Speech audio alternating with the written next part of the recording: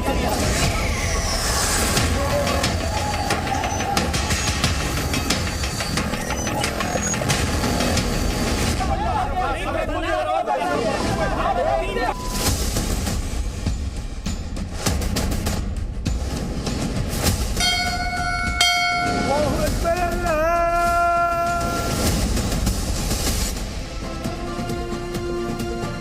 शोर ना हंगामा, बात होगी खबर की, ना इधर की ना उधर की। शाम 7 बजे सिर्फ बात पते की। नमस्कार, आपके साथ मैं हूं प्रीति दहिया और सबसे पहले एक नजर आज के टॉप 4 पर। दिल्ली के कंझावला में मारी गई लड़की का अंतिम संस्कार कर दिया गया। वहीं पुलिस मौत के सुराग तलाशने में जुटी हुई है। 9 दिन के विराम के बाद राहुल गांधी की भारत जोड़ो यात्रा दिल्ली से उत्तर प्रदेश में दाखिल हुई, जहां प्रियंका गांधी भी भाई के साथ नजर आई। आतंकवाद का मुद्दा उठाते हुए विदेश मंत्री एस जयशंकर ने कहा कि हमारे पड़ोस में आतंकवाद का सबसे बड़ा केंद्र है और राजौरी में हुए आतंकी हमले के विरोध में लोगों ने जमकर प्रदर्शन किया और इंसाफ की मांग उठाई। दिल्ली के कंझावला में कार से घिसटने के बाद लड़की की मौत मामले में नया मोड़ आ गया है। एक नए सीसीटीवी वीडियो से खुलासा हुआ है कि मृतक अंजलि के साथ स्कूटी के पीछे वाली सीट पर एक लड़की बैठी थी और जब एक्सीडेंट हुआ तो दूसरी लड़की स्कूटी के पीछे बैठी थी। दूसरी लड़की का नाम निधि है। हादसे के वक्त अंजलि स्कूटी चला रही थी। हादसे से ठीक पहले सीसीटीवी में दोनों लड़कियां स्कूटी से जाते दिखाई भी दी। सीसीटीवी में उस वक्त टाइम रात 2:10 का रहा।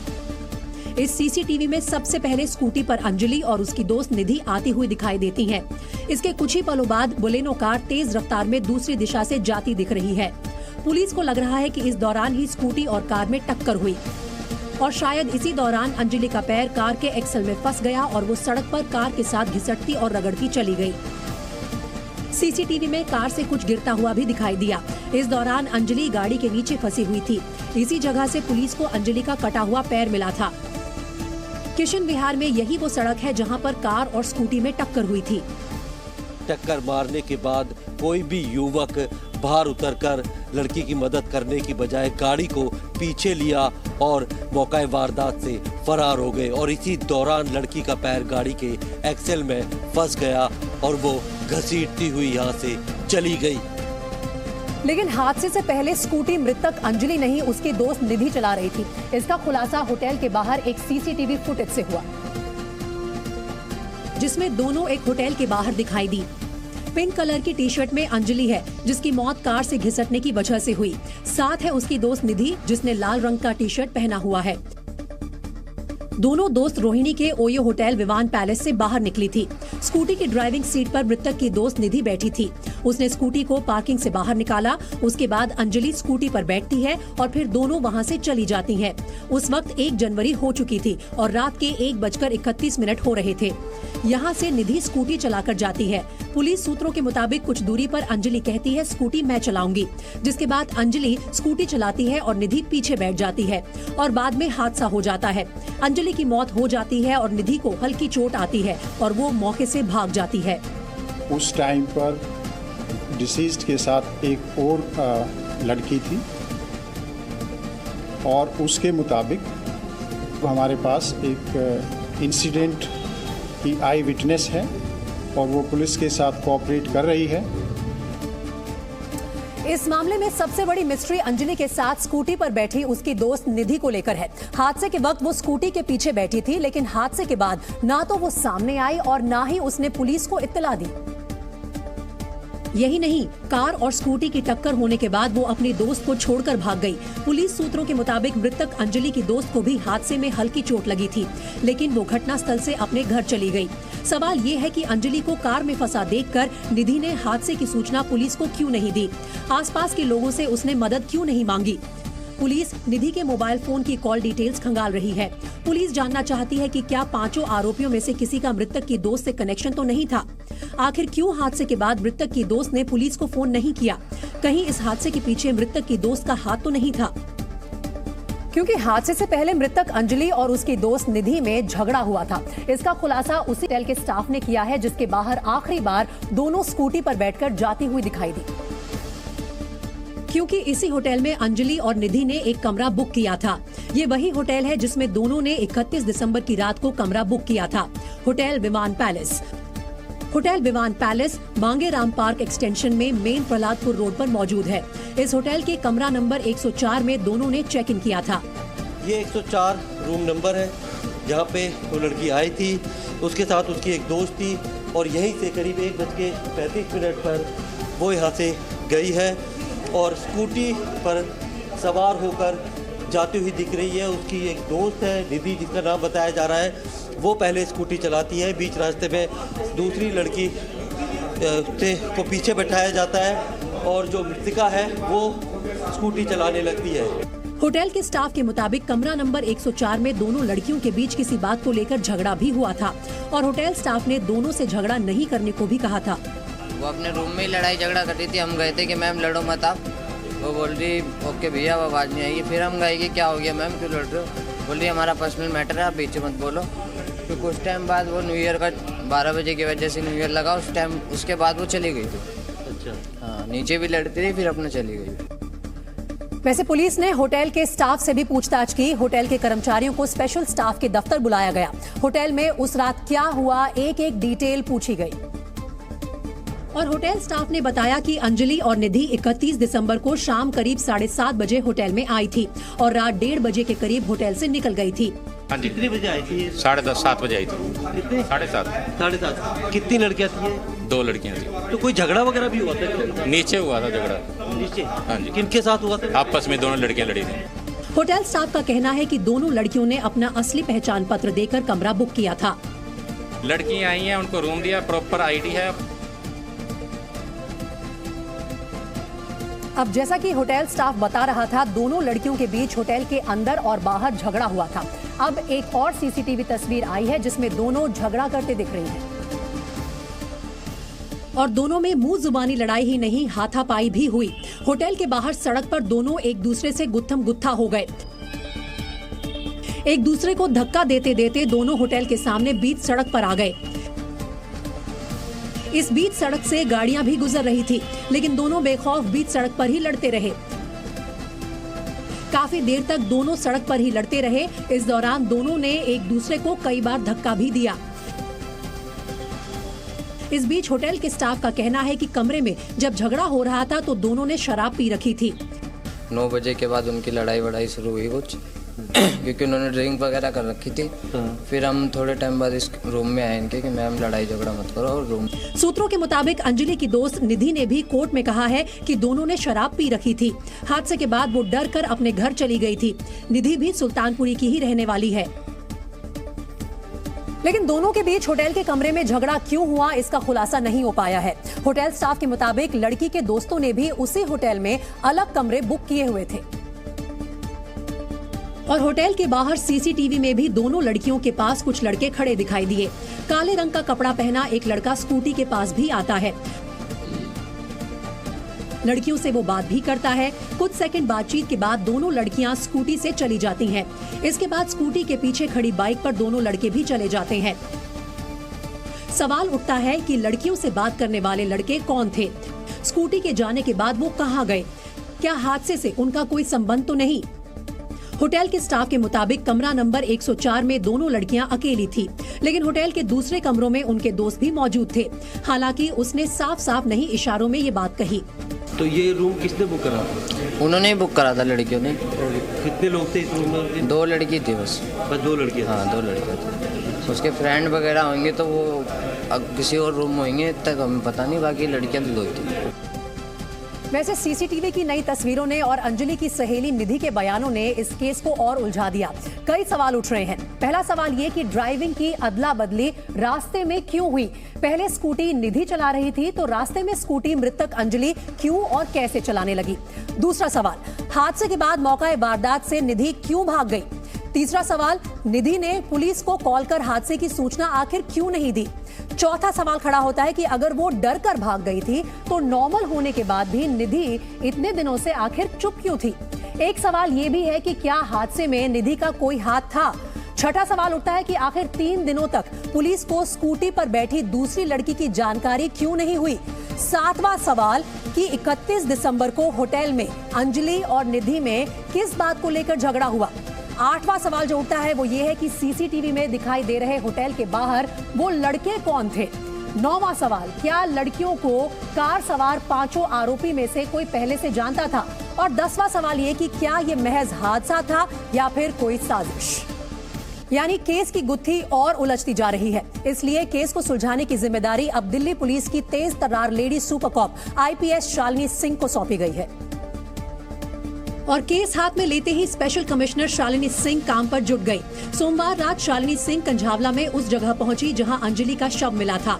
वहां से उन्होंने 13 किलोमीटर के दायरे में बलेनो कार से वारदात का रिक्रिएशन किया। शालिनी सिंह ने पूरे रूट का जायजा लिया और हादसे को समझा। शालिनी सिंह इस बात की जांच कर रही हैं कि उस रात कितनी PCR कॉल्स हुई, PCR कॉल के बाद पुलिस का रिस्पांस टाइम कितना था, करीब 13 किलोमीटर तक किसी पुलिसकर्मी की निगाह क्यों नहीं गई, जिस दौरान लड़की को कार से घसीटा गया उस रूट पर PCR की कितनी गाड़ियां मौजूद थी। शालिनी सिंह पूरी रिपोर्ट तैयार करके गृह मंत्रालय को भेजेंगी। दरअसल केंद्रीय गृह मंत्री अमित शाह ने कंझावला केस की डिटेल रिपोर्ट मांगी है। इसके बाद ही स्पेशल कमिश्नर शालिनी की अध्यक्षता में जांच कमेटी बनाई गई है। और अब आपको बताते हैं आखिर क्यों IPS शालिनी सिंह को ये केस सौंपा गया है। शालिनी सिंह 1996 बैच की IPS ऑफिसर है। इस वक्त वो आर्थिक अपराध शाखा में स्पेशल कमिश्नर के पद पर हैं। किसान आंदोलन के दौरान पुलिस की रणनीति बनाने में उन्होंने अहम भूमिका निभाई थी। दिल्ली के खयाला में सांप्रदायिक तनाव के दौरान माहौल को शांत कराने के लिए वो लाउड स्पीकर लेकर सड़क पर उतर गई थी। साल 2004 में शालिनी सिंह ने senior citizen lieutenant general Harnam Singh और उनकी पत्नी का डबल मर्डर का केस सुलझाया था और आरोपियों को नेपाल बॉर्डर से पकड़ा था। इस बीच मृतक अंजलि की पोस्टमार्टम रिपोर्ट भी आ गई है। दिल्ली पुलिस सूत्रों के मुताबिक पोस्टमार्टम रिपोर्ट से पता चलता है कि मृतक अंजलि के साथ रेप नहीं हुआ था और न ही किसी तरह की यौन हिंसा हुई। मृतक के प्राइवेट पार्ट पर भी चोट के निशान नहीं है। हालांकि कार से घिसटने की वजह से उसके पूरे शरीर पर चोट के निशान है। मौत की वजह एक्सीडेंट और शरीर का घसीटना बताया गया है। जो ड्रैगिंग है बॉडी की उसकी वजह से हुई है। कोई ऐसी इंजरी नहीं है जो ये सजेस्ट करती हो कि कोई सेक्सुअल असॉल्ट हुआ है। पोस्टमार्टम रिपोर्ट के लिए मेडिकल बोर्ड का गठन किया गया था। मौलाना आजाद मेडिकल कॉलेज के शवदाह गृह में सोमवार को पोस्टमार्टम हुआ था। मंगलवार को अंजलि का शव उसके परिवार को सौंप दिया गया। वहीं इस केस में सियासत भी जारी है। आम आदमी पार्टी ने आरोप लगाया है कि पुलिस ने कंझावला केस की जांच में लापरवाही बरती और आरोपियों को बचाने की कोशिश की। इसलिए आम आदमी पार्टी के एक डेलीगेशन के साथ आतिशी ने दिल्ली पुलिस हेडक्वार्टर जाकर पुलिस कमिश्नर से मुलाकात कर लापरवाह पुलिस कर्मियों पर कार्रवाई की मांग की। वो पुलिस अफसर जिन्होंने कमजोर धाराओं में FIR दर्ज की कि जो आरोपी हैं वो बच जाएं, और वो DCP जिन्होंने आरोपियों को डिफेंड किया। और मैं तो कहूंगी कि जिस तरह से मीडिया वालों को धमकाया गया कि आप रेप की बात मत करिए, मर्डर की बात मत करिए। वहीं भीम आर्मी के चीफ चंद्रशेखर भी मृतक अंजलि के घर जाकर उसके परिवार से मिले। चंद्रशेखर ने भी पुलिस की जांच पर सवाल उठाए। अपील करता हूं पुलिस से कि थ्योरिया छोड़ के सही जो घटना है उसको सामने लाएं और उस परिवार को न्याय दिलाएं। वहीं राष्ट्रपति द्रौपदी मुर्मू जयपुर में अमर जवान ज्योति पर पहुंची।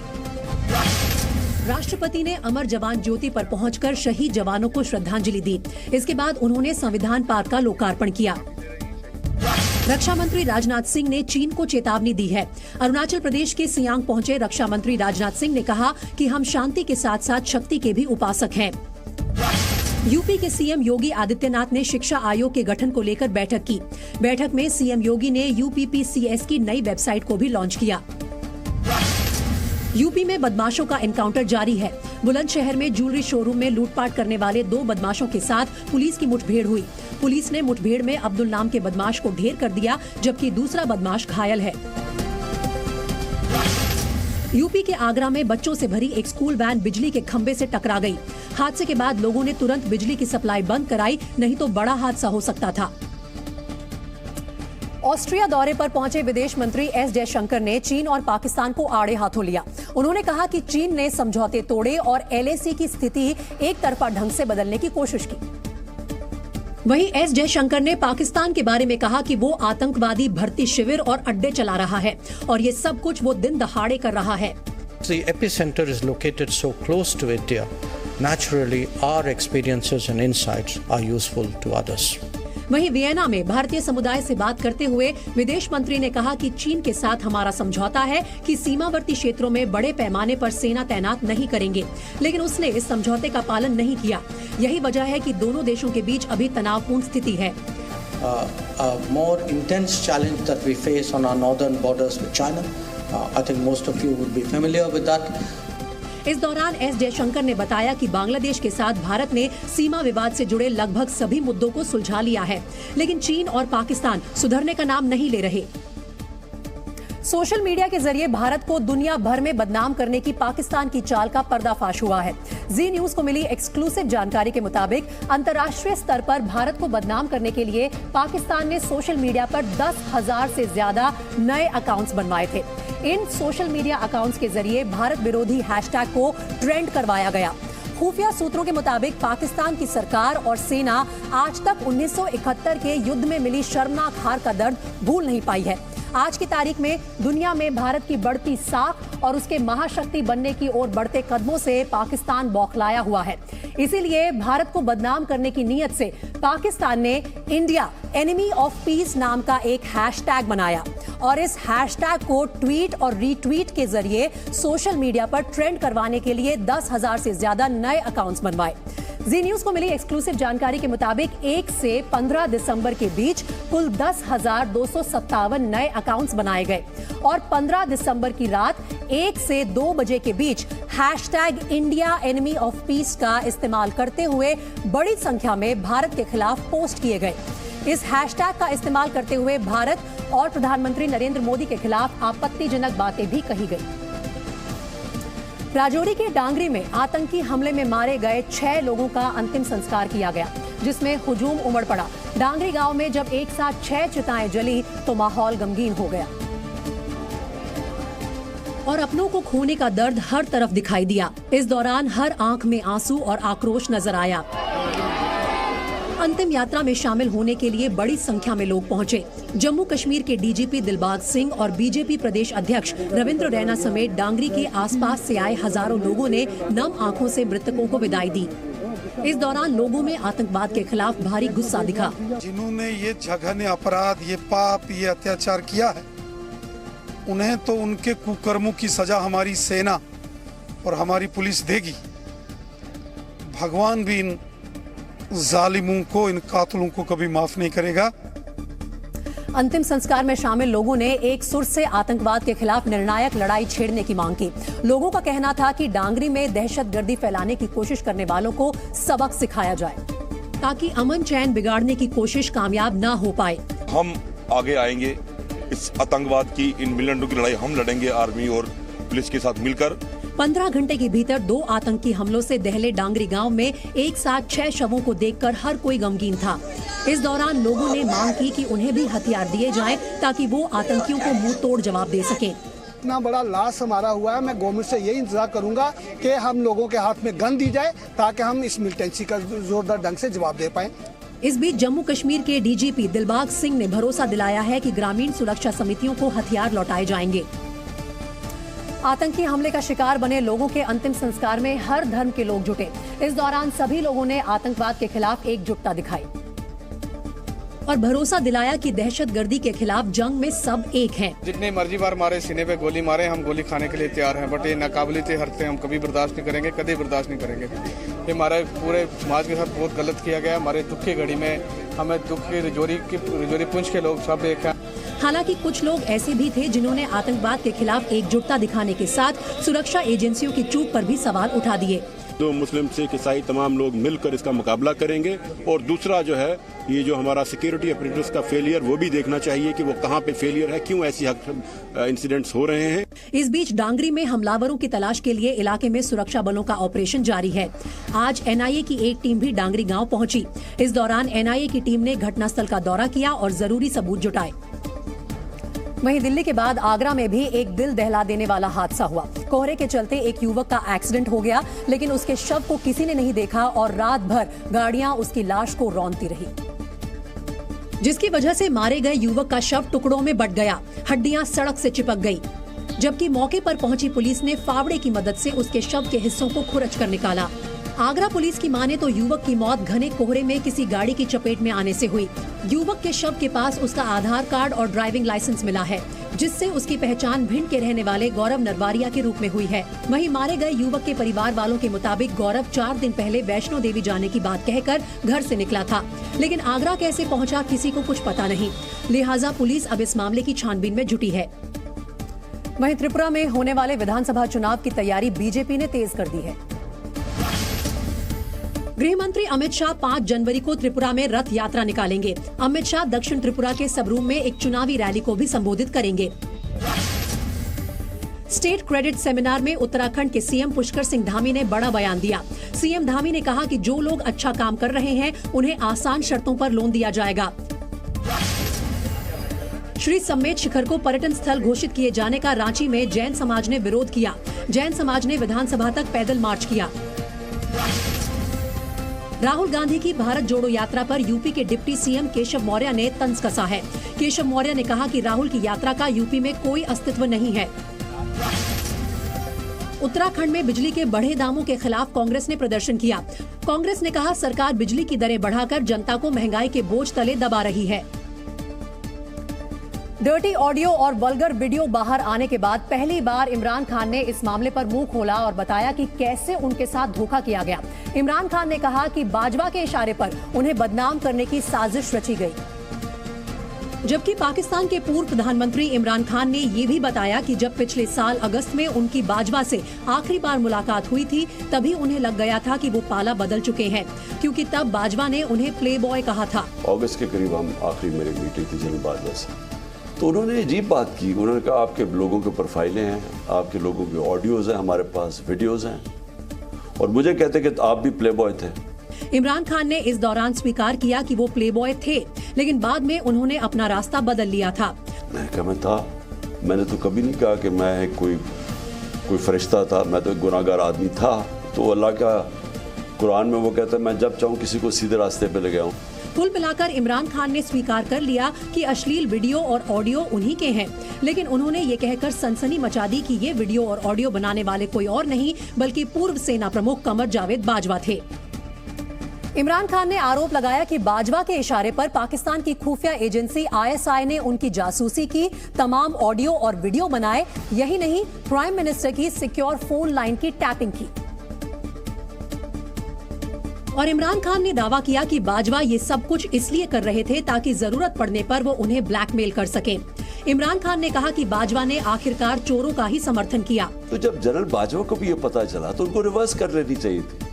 जो मुझे हैरत हुई कि उन्होंने उसी पॉलिसी पे चलते रहे और बजाय ये कि चेंज करें, उन्होंने सख्तियाँ की, उन्होंने वो किस्म का जुल्म किया जो आजम स्वाति से किया, जो शहबाज गिल से किया, जो सहाफ़ियों से किया, जो अर्शद शरीफ से किया, और मेरे ऊपर केसेस के ऊपर केसेस हर रोज बनने शुरू हो गए। इमरान खान ने कहा कि उन्हें बाजवा पर बहुत ज्यादा भरोसा था, क्योंकि वो भी विरोधी पार्टियों को भ्रष्टाचार के मुद्दे पर कोसते रहते थे।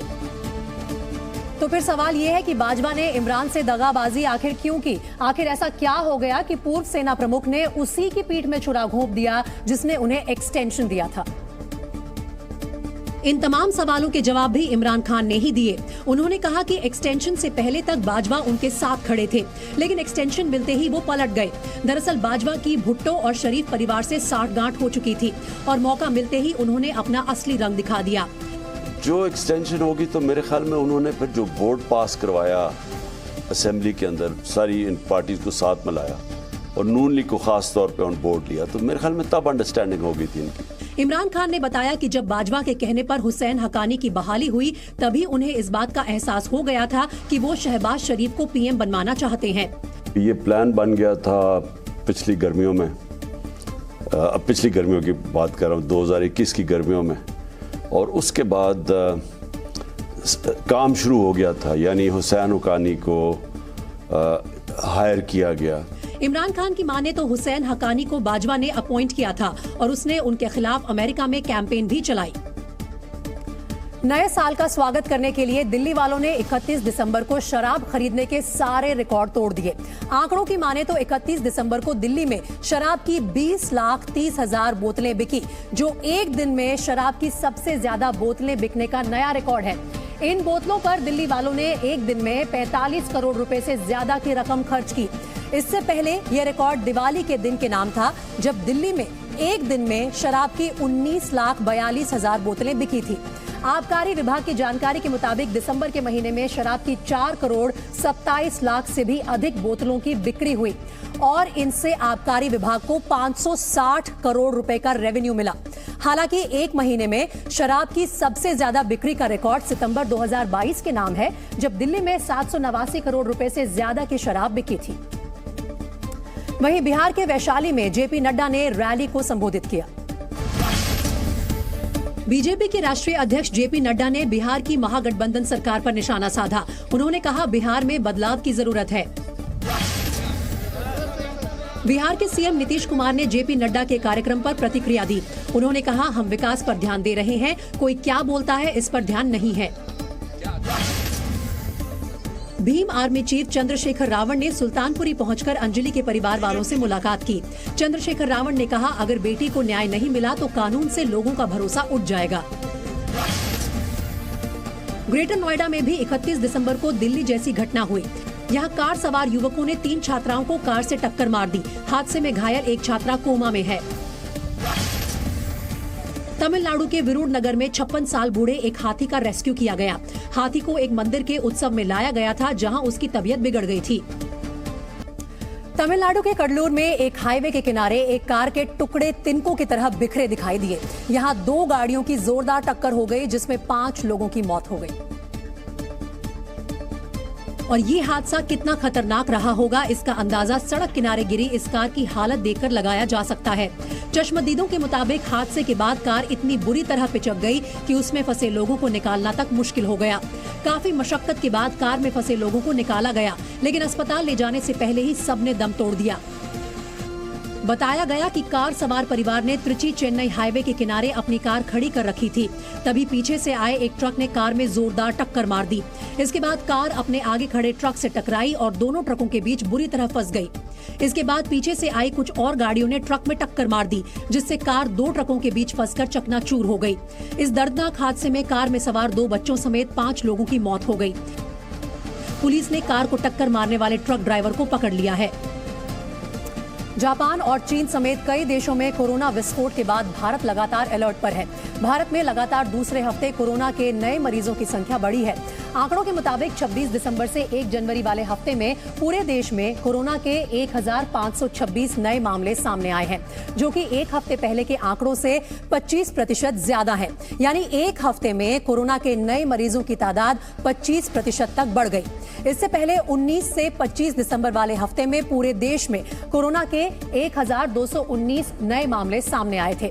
हालांकि राहत की बात यह है कि 26 दिसंबर से 1 जनवरी वाले हफ्ते में कोरोना से सिर्फ 6 लोगों की मौत हुई, जो कि मार्च 2020 में भारत में कोरोना का कहर शुरू होने के बाद से सबसे कम मौत का आंकड़ा है।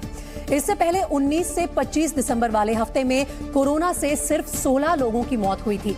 बताया जा रहा है कि इस दौरान केरल में सबसे ज्यादा 467 नए मामले सामने आए, जबकि कर्नाटक में कोरोना के 276 नए मरीज मिले हैं। रूस और यूक्रेन के बीच चल रहे युद्ध में उस वक्त एक नया मोड़ आ गया जब यूक्रेन ने हिमार्स मिसाइल से रूस के कब्जे वाले डोनेट्स्क के मकीवका शहर पर बारूद बरसाया, जिससे मकीवका में भारी तबाही मची और रूस के 63 सैनिक। हालांकि यूक्रेन ने दावा किया कि उसने हमलों में 400 रूसी सैनिकों को मार गिराया। वैसे करीब 1 साल से चल रहे युद्ध में रूस के हजारों सैनिक अपनी जान गंवा चुके हैं। यूक्रेन की माने तो रूस के 1 लाख से ज्यादा सैनिक मारे गए हैं। यही नहीं, यूक्रेन की सेना ने एक वीडियो भी जारी किया, जिसमें रूसी सेना का एक बड़ा अधिकारी बाखमुत में मारे गए रूसी सैनिकों के शवों की काउंटिंग करता दिख रहा है। यूक्रेन का दावा है कि कई जगहों पर ऐसे ही रूसी सैनिकों के शव छिपाकर रखे गए हैं, ताकि दूसरे सैनिकों का मनोबल ना टूटे। 31 दिसंबर को रूस की ओर से किए गए हमलों के बाद ये माना जा रहा था कि पुतिन की आक्रामकता को देखते हुए यूक्रेन पलटवार करने से परहेज करेगा। लेकिन राष्ट्रपति वोलोदिमीर ज़ेलेंस्की ने एक बार फिर जाहिर कर दिया कि वो झुकने वाले नहीं। यूक्रेन ने न सिर्फ अमेरिका से लिए गए हिमार्स मिसाइल से रूस पर प्रहार किया, बल्कि यूक्रेन की वायुसेना भी रूसी सैन्य अड्डों पर बारूद बरसाती नजर आई। यूक्रेनी वायुसेना के 2 हेलीकॉप्टर रूस के सैन्य ठिकानों को टारगेट कर मिसाइल हमले करते दिखे। इन 2 हेलीकॉप्टर्स ने इतनी मिसाइलें दागी कि नीचे जमीन पर हर जगह धुआं ही धुआं दिखा। यही नहीं, बाखमुत में यूक्रेन की सेना ने अपनी आर्टिलरी रेजिमेंट से रूसी फौज पर धावा बोला, तोप से गोले दागे, रॉकेट लॉन्चर्स का इस्तेमाल किया और रूसी सेना को पीछे धकेलने की कोशिश की। जबकि यूक्रेन की सेना ने एक ऐसा वीडियो भी जारी किया जिसमें एक जवान सैंटा की टोपी पहने हुए है और पीछे रूसी सेना पर रॉकेट दागे जा रहे हैं। अब बेलारूस भले ही यूक्रेन के साथ जंग में मोर्चे पर आकर रूस का साथ ना दे रहा हो, लेकिन बेलारूस की सरकार रूस को हर वो मदद मुहैया करा रही है जिसकी उसे अभी दरकार है। इन्हीं में से एक है रेल और रोड ट्रांसपोर्ट के जरिए यूक्रेन बॉर्डर पर मौजूद रूसी सैनिकों को सैन्य साजो सामान के साथ रसद पहुंचाना।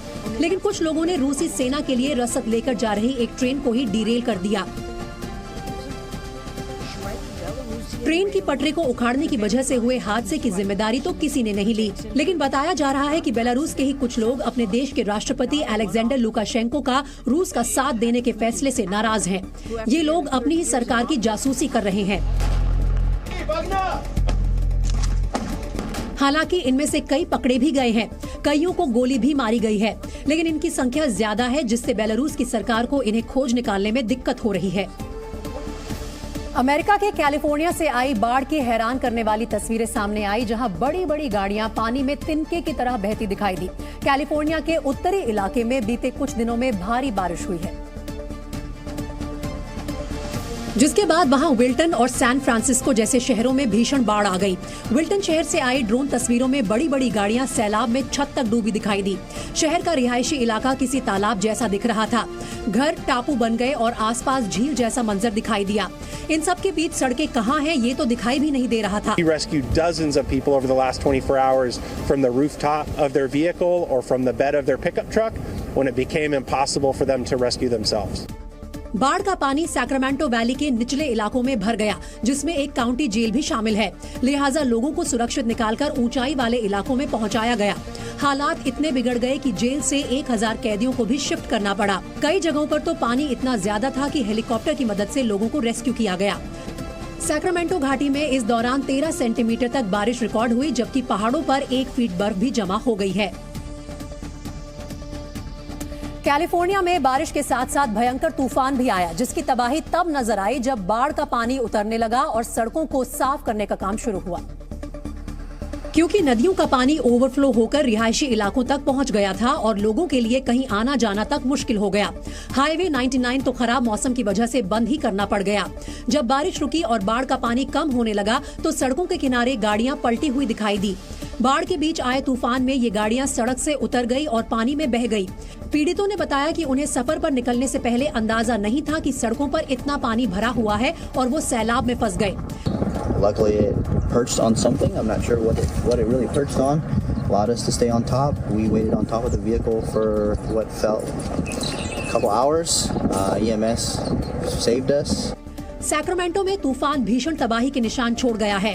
मकानों के ऊपर बड़े बड़े पेड़ टूटकर गिर गए हैं, तो कहीं सड़क पर खड़ी गाड़ियां पेड़ों तले दबकर पिचक गई हैं। फिलहाल बारिश थमने के बाद लोगों ने राहत की सांस ली है, लेकिन वेदर सर्विस का कहना है कि खतरा अभी टला नहीं है और इस हफ्ते के आखिर तक कैलिफोर्निया में और तूफान दस्तक दे सकते हैं। और क्रिकेटर ऋषभ पंत को इलाज के लिए मुंबई शिफ्ट किया जा सकता है। हरिद्वार के खानपुर से विधायक उमेश कुमार ने दावा किया कि ऋषभ पंत को मुंबई के लीलावती हॉस्पिटल में शिफ्ट किया जाएगा। तुनिशा आत्महत्या केस में जेल में बंद शिजान को वसई कोर्ट से बड़ी राहत मिली है। कोर्ट ने जेल प्रशासन को शिजान के बाल न काटने का आदेश दिया है। विपक्षी पार्टी के विधायकों को सुरक्षा न मिलने पर शिवसेना नेता संजय राउत ने बीजेपी पर निशाना साधा। संजय राउत ने कहा, सत्ता दल के विधायकों के कुत्ते बिल्ली को भी सुरक्षा दी गई है। सिक्किम में भारी बर्फबारी से लोगों की मुसीबत बढ़ गई है। यहाँ नाथुला सहित सिक्किम के ज्यादातर इलाकों में बर्फ की मोटी चादर जमी है, जिससे ठंड बढ़ गई है। कानपुर में सरकारी जमीन पर बने घरों पर नगर निगम का बुलडोजर चला। नगर निगम ने करोड़ों की सरकारी जमीन खाली कराई, हालांकि प्रशासन को विरोध का सामना करना पड़ा। वहीं राहुल गांधी की भारत जोड़ो यात्रा आज 9 दिन के बाद फिर शुरू हुई और यूपी में दाखिल हुई। इस दौरान कांग्रेस महासचिव प्रियंका गांधी ने यात्रा का स्वागत किया। और राहुल गांधी को योद्धा बताया। प्रियंका ने भारत जोड़ो यात्रा की तारीफ की और राहुल की तरफ इशारा करके कहा कि उन्हें अपने भाई पर गर्व है। मुझे आप सब पर गर्व है कि 3000 किलोमीटर चलकर कन्याकुमारी से पैदल आप आज यहाँ तक पहुँचे हैं। और मेरे बड़े भाई, देखो सबसे ज्यादा गर्व तुम पर है। प्रियंका ने कहा कि अडानी और अंबानी ने देश के बड़े बड़े नेता खरीद लिए, लेकिन राहुल को नहीं खरीद पाए। इस दौरान उन्होंने राहुल की सुरक्षा पर उठ रहे सवाल का भी जवाब दिया कि ये सत्य का कवच पहन के चल रहे हैं, भगवान इनको सुरक्षित रखेगा। प्रियंका ने प्रेम और एकता को इस यात्रा की भावना बताया और कहा कि इसी भावना ने देश की नींव डाली है। प्रियंका गांधी ने राहुल की तारीफों के पुल बांधे। इस दौरान दोनों भाई बहन की बॉन्डिंग भी नजर आई। भारत जोड़ो यात्रा के मंच पर दोनों भाई बहनों के प्यार को जिसने भी देखा वो अपनी मुस्कान नहीं रोक पाया। ये वीडियो दरअसल कांग्रेस ने अपने ट्विटर हैंडल पर शेयर किया, जिसमें राहुल प्रियंका दोनों मंच पर एक साथ बैठे दिखे। इस दौरान राहुल अपनी बहन को परेशान भी करते हुए दिखाई दिए और इसके बाद राहुल ने प्रियंका का माथा चूमा और उनसे बातें करने लगे। ये वीडियो कांग्रेस पार्टी ने अपने ट्विटर हैंडल के जरिए शेयर किया। राहुल गांधी अपनी बहन को पहले मंच पर हल्के से परेशान करते हुए, टीज करते हुए नजर आ रहे हैं। फिर देखिए दोनों भाई बहन की बॉन्डिंग का ये वीडियो जो है कांग्रेस पार्टी ने अपने ट्विटर हैंडल पर डाला है और शेयर किया है। इस वीडियो को जिसने भी देखा वो अपनी मुस्कान नहीं रोक पाया। और आज भारत जोड़ो यात्रा जब उत्तर प्रदेश में दाखिल हुई तो प्रियंका गांधी ने उसका स्वागत किया। पहले जमकर खूब उन्होंने मंच के जरिए अपने भाई की तारीफ की, भारत जोड़ो यात्रा में शामिल तमाम लोगों की तारीफ की और फिर दोनों भाई बहन की बॉन्डिंग का ये वीडियो लोगों ने बेहद पसंद किया। राहुल गांधी बजरंगबली की पूजा करके उत्तर प्रदेश में दाखिल हुए। आज की यात्रा शुरू करने से पहले वो दिल्ली के कश्मीरी गेट स्थित प्राचीन मरघट वाले हनुमान मंदिर पहुंचे। राहुल लगभग 15 मिनट तक मंदिर में रुके। इस दौरान उन्होंने बजरंगबली के दरबार में मत्था टेका। इसके बाद राहुल ने टीका लगवाया और भगवा पटका पहना। इस मौके पर मंदिर प्रशासन ने राहुल को गदा भी भेंट की। बजरंगबली के दर्शन के बाद राहुल की यात्रा यूपी की तरफ निकली। मत्था टेका, मत्था टेकने के बाद उन्होंने अपना जो भी भगवान से अर्चना करनी थी करी और वो उसके बाद प्रसाद लेके ना चले गए। हमने उनका गदा दे के सम्मान किया। इस बीच राहुल की भारत जोड़ो यात्रा को राम जन्मभूमि के मुख्य पुजारी सत्येंद्र दास का भी साथ मिला। उन्होंने एक चिट्ठी लिखकर राहुल को शुभकामनाएं दी। सत्येंद्र दास ने कहा कि कुछ कांग्रेसी नेताओं ने शुभकामना देने को कहा था, जिसके बाद उन्होंने चिट्ठी लिखी। शुभकामना दे दी तो हमने एक शुभकामना दे दिया कि भारत जोड़ो जो उनकी यात्रा है वो मंगलमय हो और उनकी सफलता उनको मिले और सर्वजन सुखाय सर्वजन हिताय हो। भारत जोड़ो यात्रा के यूपी में दाखिल होने के बीच बीजेपी ने राहुल गांधी पर बड़ा हमला बोला। बीजेपी प्रवक्ता सुधांशु त्रिवेदी ने भारत जोड़ो यात्रा को भ्रम यात्रा का नाम दे दिया और कहा कि राहुल खुद कंफ्यूज हैं और देश को भी कंफ्यूज कर रहे हैं। तो आज विषय सिर्फ कंफ्यूजन का नहीं है। मुझे तो ये लग रहा है कि राहुल गांधी जी अपनी तथाकथित भारत जोड़ो यात्रा में भ्रमण करते करते भारत का भ्रम के और शिकार हो गए। दरअसल राहुल ने एक्टर कमल हासन को दिए इंटरव्यू में चीन की घुसपैठ का मुद्दा उठाया, जिस पर बीजेपी ने पलटवार करने में देर नहीं की। इस जमाने में आपकी खानदानी रवायत के चलते हुए भाई भाई का नारा के चलते हमने अपनी जमीन गंवाई थी। आप चाहते हैं कि चीन के आगे नतमस्तक हो जाए भारत। इस दौरान बीजेपी प्रवक्ता ने आरोप लगाया कि राहुल देश का मनोबल गिरा रहे हैं। हम आपसे अब ये सवाल पूछना चाहते हैं कि भारत की सेना का मनोबल गिराने के बाद 135 करोड़ भारतवासियों का मनोबल गिराने का प्रयास करना ये आप क्यों कर रहे हैं? दरअसल राहुल गांधी ने एक्टर कमल हासन को दिए इंटरव्यू में मोदी सरकार पर हमला बोला। उन्होंने आरोप लगाया कि चीन ने देश की जमीन पर कब्जा कर लिया है और सरकार सच्चाई से भाग रही है, जिससे चीन के हौसले बुलंद हो रहे हैं। The military has clearly said that they're sitting in our territory, but the Prime Minister said nobody has come. This sends a very clear message to China.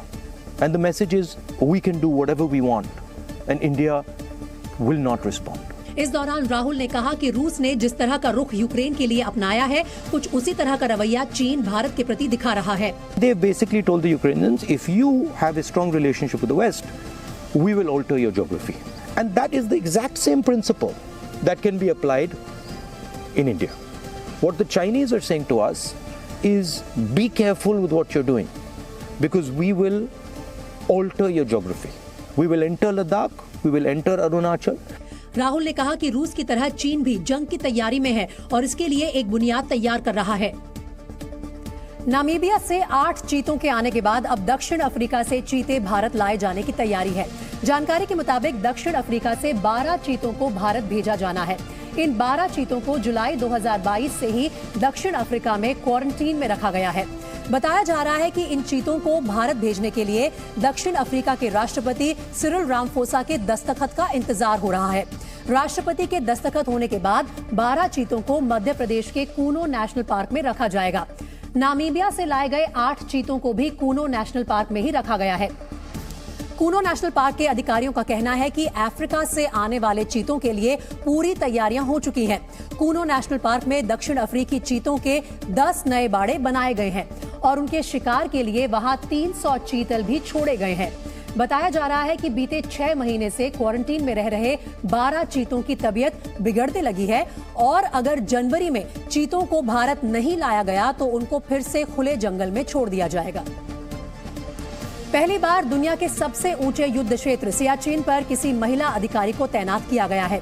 भारतीय सेना के फायर एंड फ्यूरी कोर की महिला अधिकारी captain Shiva Chauhan को दुनिया के सबसे ऊंचे युद्ध क्षेत्र में तैनात किया गया है। कैप्टन शिवा करीब 15,000 फीट से भी ज्यादा की ऊंचाई पर मौजूद पोस्ट पर तैनात की गई हैं। भारतीय सेना ने पहली बार किसी महिला अधिकारी को इस खतरनाक पोस्ट पर तैनात किया है।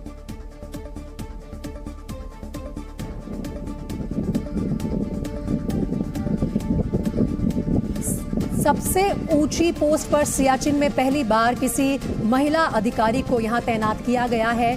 इस पोस्ट पर बताया जाता है कि सर्दियों के मौसम में तापमान -20 डिग्री से भी ज्यादा नीचे लुढ़क जाता है। इस दुर्गम पोस्ट पर इससे पहले सिर्फ पुरुष सैनिकों को तैनात किया जाता था। वहीं अमेरिका के कैलिफोर्निया से हैरान करने वाली तस्वीरें सामने आई हैं, जहां एक कार करीब 250 फीट गहरी खाई में गिर गई, लेकिन कार में सवार सभी लोगों की जान बच गई। कैलिफोर्निया में ये जगह डेविल स्लाइड कही जाती है, क्योंकि वहां रास्तों में इतने खतरनाक कटाव हैं कि अक्सर ऐसे हादसे होते रहते हैं। बताया गया कि एक परिवार पहाड़ी रास्ते से गुजर रहा था, तभी सैन फ्रांसिस्को के करीब उनकी टेस्ला कार बेकाबू होकर नीचे खाई में गिर गई और एक चट्टान से टकराकर बुरी तरह क्षतिग्रस्त हो गई। इस हादसे की तस्वीरें भी सामने आई, जिसमें कार एक चट्टान पर अटकी नजर आई। हादसे की जानकारी मिलते ही बचाव दल मौके पर पहुंचा और रेस्क्यू ऑपरेशन शुरू किया गया। कार की हालत देखते हुए बचाव कर्मियों को इसमें सवार किसी भी इंसान के जिंदा बचने की उम्मीद नहीं थी, लेकिन जब वो रस्सियों के सहारे नीचे तक पहुंचे तो वो हैरान रह गए। इतनी ऊंचाई से गिरने के बाद भी कार में सवार 2 बच्चों समेत सभी 4 लोग जिंदा थे। इसके बाद उन्हें सुरक्षित निकालने का अभियान शुरू हुआ। Unfortunately, all too often for things like this, and this was nothing short of a miracle today that they survived. बचाव अभियान में हेलीकॉप्टर की मदद भी ली गई, जिसके जरिए बचाव कर्मी कार तक पहुंचे और बुरी तरह क्षतिग्रस्त गाड़ी को काटकर अंदर मौजूद लोगों को एक-एक कर रस्सी की मदद से हेलीकॉप्टर में खींच लिया। इस हादसे में कार सवार लोगों को गहरी चोटें आई थी, जिसके बाद उन्हें इलाज के लिए अस्पताल भेज दिया गया। वहीं बेंजामिन नेतन्याहू के पीएम बनते ही इजरायल और फिलिस्तीन के बीच तनाव बढ़ गया है। फिलिस्तीन की चेतावनी के बावजूद नेतन्याहू को समर्थन देने वाले इतामार बेन गवीर अल अक्सा मस्जिद में घुस गए, जिसके बाद दोनों देशों के बीच युद्ध के बादल मंडराने लगे हैं। चीन के शंघाई शहर में कोरोना ने भारी तबाही मचाई है। शंघाई के 70% लोग कोविड पॉजिटिव हो सकते हैं। कोरोना के केस बढ़ने से अस्पताल में मरीजों को इलाज नहीं मिल रहा है। ब्राजील के सैंटोस फुटबॉल क्लब पर दिवंगत फुटबॉल खिलाड़ी पेले को श्रद्धांजलि दी गई। यहाँ श्रद्धांजलि देने के लिए बड़ी संख्या में लोग पहुंचे। मेक्सिको के चिहुआहुआ राज्य में जेल पर हुए हमले में मरने वालों की संख्या 17 हो गई है। हमले के बाद जेल से 25 कैदी फरार हो गए हैं, जिनकी तलाश जारी है। बगदाद में सेना के पूर्व शीर्ष कमांडर कासिम सुलेमानी की 3री बरसी मनाई गई। सुलेमानी 3 जनवरी 2020 को अमेरिकी हवाई हमले में मारे गए थे। टुनीशिया सुसाइड मामले में दोनों परिवारों में आरोप प्रत्यारोप का दौर जारी है। टुनीशिया के मामा ने शिजान के परिवार के आरोपों पर पलटवार किया। उन्होंने कहा कि अगर वो सच बोल रहे हैं तो जांच में सहयोग क्यों नहीं कर रहे। दरअसल शीजान के परिवार ने आरोप लगाया कि टुनीशा मानसिक दबाव में थी क्योंकि उसकी मां पैसे पर पूरा कंट्रोल करती थी।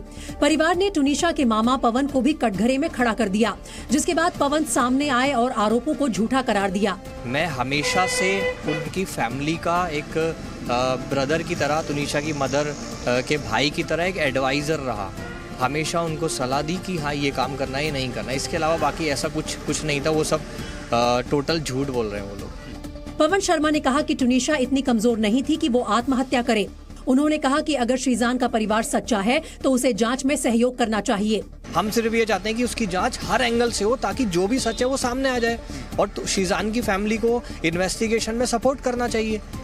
इस बीच शीजान के परिवार ने ये भी दावा किया कि दोनों का ब्रेकअप आपसी सहमति से और अच्छे नोट पर हुआ था। नोएडा में आईटी सेक्टर और उससे संबंधित कंपनियों में काम करने वाले लोगों के लिए एक चौंकाने वाली खबर है। खबर है कि नोएडा अथॉरिटी ने आईटी और आईटीईएस यानी इंफॉर्मेशन टेक्नोलॉजी इनेबल्ड सर्विसेज से जुड़ी कंपनियों में रेस्टोरेंट और बार खोलने के लिए लाइसेंस दे सकती है। यानी बहुत जल्द आईटी और आईटीईएस कंपनियों के दफ्तर में शराब परोसी जा सकेगी। नोएडा अथॉरिटी के मुताबिक 5 एकड़ या उससे बड़े प्लॉट पर बने दफ्तरों में ही रेस्टोरेंट और बार खोलने के लिए लाइसेंस दिया जाएगा। कंपनियों के दफ्तर में बार खोलने के लिए पहले नोएडा अथॉरिटी, पुलिस और एक्साइज डिपार्टमेंट से एनओसी यानी नो ऑब्जेक्शन सर्टिफिकेट लेना होगा। तीनों डिपार्टमेंट से एनओसी मिलने के बाद डिस्ट्रिक्ट बार कमेटी में लाइसेंस के लिए अप्लाई करना होगा और डिस्ट्रिक्ट बार कमेटी जांच पड़ताल के बाद आईटी और आईटीईएस कंपनियों के दफ्तर में बार खोलने के लिए लाइसेंस जारी कर सकती है। आईटी और आईटीईएस सेक्टर में काम करने वाली कई मल्टीनेशनल कंपनियां लंबे समय से दफ्तरों में बार खोलने की मांग कर रही थी। कंपनियों की दलील थी कि उनके दफ्तरों में 24 घंटे काम होता है और कंपनियों के विदेशी दफ्तरों में बार की सुविधा मिलती है।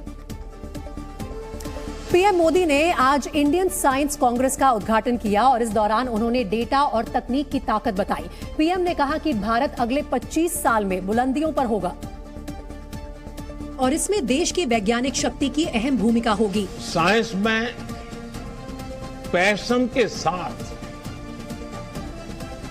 जब देश की सेवा का संकल्प जुड़ जाता है तो नतीजे भी अभूतपूर्व आते हैं। पीएम मोदी ने डेटा और तकनीक की ताकत बताते हुए कहा कि साइंस के क्षेत्र में देश तेजी से दुनिया के टॉप देशों में शामिल हो रहा है।